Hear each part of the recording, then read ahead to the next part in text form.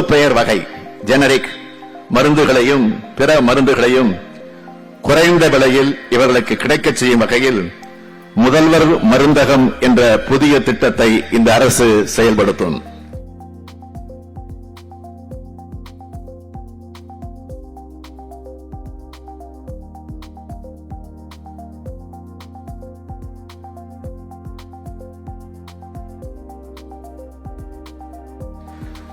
வரும் பொங்கல் திருநாள் முதல் செயல்படுத்த உள்ள இந்த திட்டத்தின் கீழ் முதல் கட்டமாக 1000 முதல்வர் மருந்தகங்கள் திறக்கப்படும்.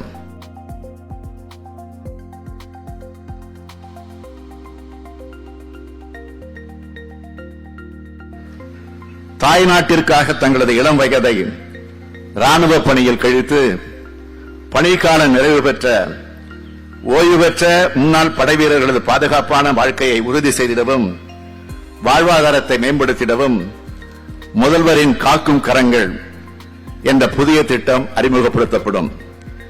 இந்த திட்டத்தின் கீழ் முன்னாள் படைவீரர்கள் தொழில் தொடங்க 1 கோடி ரூபாய் வரை வங்கிகள் மூலம் கடன் பெறுவதற்கு வழிவகை செய்யப்படும்.